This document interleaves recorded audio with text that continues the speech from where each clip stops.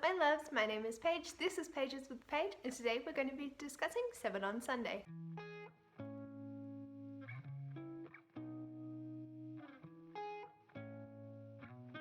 7 on Sunday is a Goodreads group created by Grace from G-Swizzel, and I'll leave the links below, but each week we get a topic to discuss, either on video or blog format, however we want to. And this week's topic is focusing around fictional mothers, as Mother's Day is this weekend. So what are our favourite fictional mother figures? So I have 7 books for our 7 on Sunday, and yeah, let's dive in. The first book I want to talk about is going to be a bit of an oddball, but that is Saga by Fiona Staples and Brian K. Vaughan. And I want to talk about Alana because I think she's a badass mum who just does everything she can to try and help keep her family alive. And yeah, I think that she really is a protective fighting spirit of a mum, and she just doesn't take any crap, and I think that's awesome. The next mother on the list we have is Sally Owens from Practical Magic by Alice Hoffman.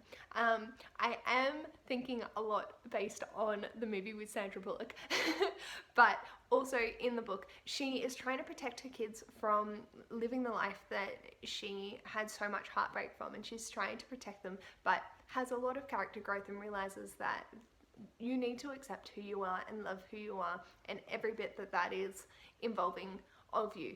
And yeah, so she, you know, is helping her sister out and involves the girls to help them learn more things about their way of living, and I thought it was really beautiful.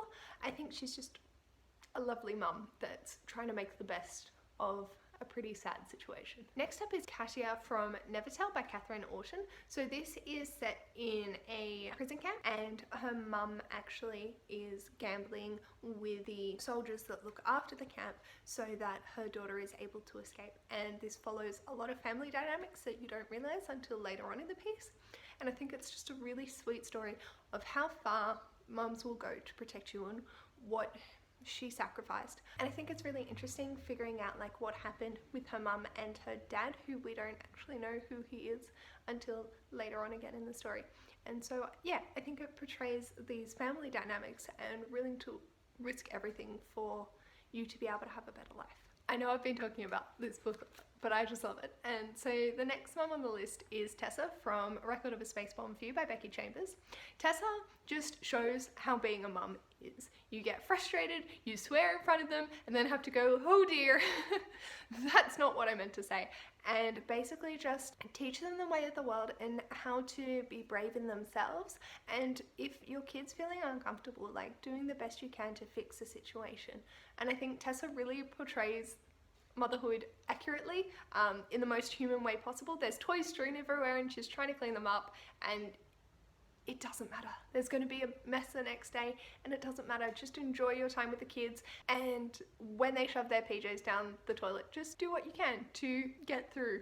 And I think she was just a really lovely mum, and I felt like I saw a lot of my mum and the mum I want to be in her, and yeah, I thought that was really lovely. Next up is a person I think is going to be on a lot of people's list, and that is Molly Weasley from Harry Potter and the Philosopher's Stone by J.K. Rowling. I think she just personifies everything that she's a mum, that she just is a mum. You've got mother figures within Harry Potter, but Molly is the mum. She is the mum friend that we all become when we're out with our mates.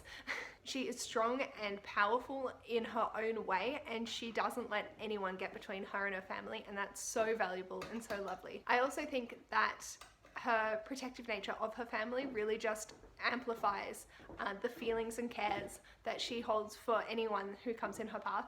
Mainly like the fact that Harry didn't know what a mother felt like until he met Molly, and we were introduced to mother figures through that. I thought was really beautiful. Sorry about the noise, my lawn mower man has just rocked up, but being this close to the end I figured I'd just keep going and get it all done. So next up on the list is Marmee from Little Women by Louisa May Alcott. I fell in love with Little Women when I went and saw the movie in January and immediately picked up the book and fell in love with the girls and Marmee all over again.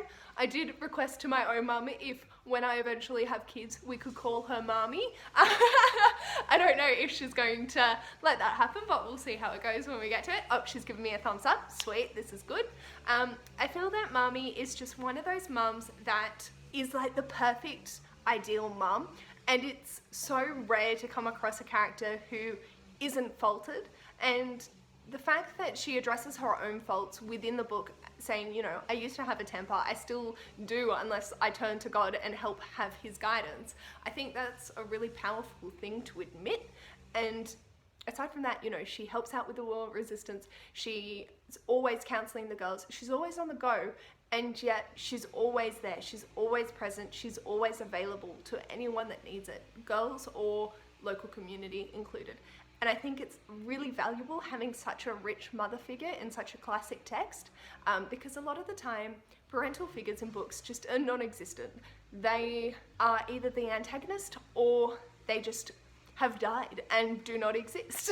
So having such a well-rounded, lovely, beautiful woman as a frontal figure in this novel is really wonderful to read about, and I absolutely adore Marmee. And finally, I have stretched this a little bit. So the character I'm about to talk about isn't technically a mother or a woman, but because I feel that their parental dynamic was just so motherly and adorable, I couldn't not include them. And that is Tobu from Frostheart by Jamie Littler.